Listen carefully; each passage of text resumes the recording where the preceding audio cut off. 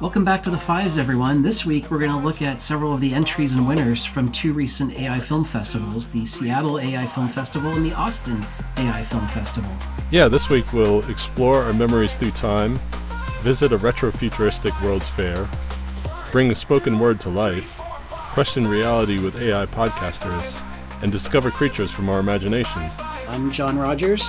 And I'm Kai Turner. Number one.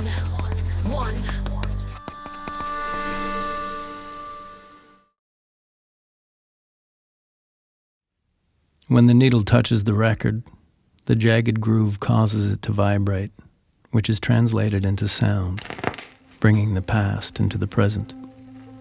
And our first film this week is called Remembering by a filmmaker named Diego Maclean working out of Vancouver, British Columbia. And this was in the experimental category at the Austin AI Film Festival. And what I love about this is actually the style of the video reminds me of a painting technique where you take a live action picture, a photograph, and you paint over it.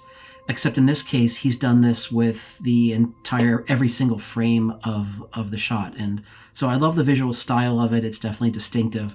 And also this is really set up as a personal narrative. And I find really personal narratives are really hard to do well, just because a filmmaker is so close to the subject matter, and you really have to be open and honest about what you're telling in these kinds of videos. And he does this very well here. Yeah, we've seen a few spoken word pieces where they use not a direct AI video style, but kind of this altering keyframe style that he's using here. And I think it's really effective for a great storyteller such as Diego. And I'm really interested in the technical aspect. I mean, he's like I said, he's using rotating through these different frames, but there's also motion. So I don't know if he used a filter or he animated this frame by frame. Also, is the source material live footage that he's captured himself, or is it AI generated? But one thing is for sure, this took time and careful consideration. Number two.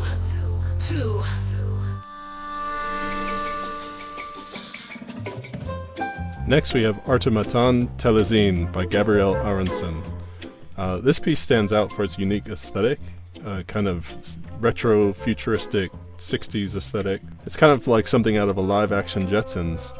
It's all centered around a presentation highlighting this world fair.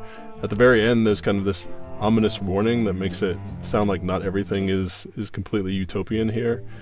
This short would make a great intro to a longer film that really let us explore this world. I really love this video. It won the experimental film category at the Seattle AI Film Festival. And the way I think of it is, imagine if Walt Disney had been taking a lot of acid when he was launching the Epcot theme park. It's pretty wild. And I love that it's set up as sort of vignettes, like found footage from this fair. So there's 4 or 5, maybe 6 vignettes of found footage. And I could definitely watch a lot more of it if they wanted to keep producing additional found footage pieces. Or as Kai said, it would be great as an introduction to a bigger series. Hey, thanks for your support. Help us break 500 subscribers by sharing this video with someone who likes AI videos and wants to support their creators. Thanks a lot. Number three.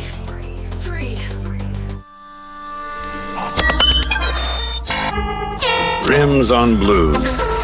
Concrete Vision. Our third video this week is called Rimbs on Blues from a filmmaker named Bruno Lasevicius. I hope I got that right. He's a Brazilian filmmaker working out of New York.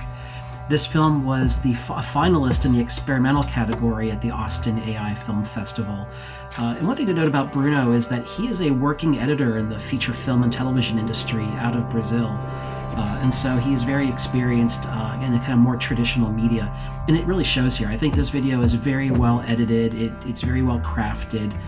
And so his experience as a working member of the creative community shows. Yeah, I would say this is a pure art film. It reminds me of something that would have been done in the past with archive footage, but instead he's using a variety of AI tools here. He mentions his process is to build on an initial concept, and it does seem very stream of consciousness, like a blues or jazz session where he and the AI are improvising visuals and lyrics together, and it really comes together and creates this great piece. Number four. There's a certain unsettling awareness that we can't shake. Fourth, we have Sands by Louie, Pecan, and this was a finalist at the Seattle AI Film Festival. And here Louie seems to have taken the AI podcast that you can generate with Google's Notebook LM, and he had it reflect on itself being an AI. And because the podcast is set up to try to sound as human as possible, it goes into this wild existential riff about being an AI and the nature of reality. And it's almost uncomfortable to listen to, but it does make you think. Right now, we know there isn't anything we'd call consciousness behind these AI tools, but how will we know when this changes, and what ethical guardrails will we put in place for the future? Yeah, I find this video to be very imaginative and innovative in terms of the use of the Google kind of blog or podcast voices. Really great use of those voices here. And I love the big question of what happens when AI becomes self-aware and we go to turn it off, if we turn it off. And so I think this is asking some big questions, and it's incredibly innovative. Number 5.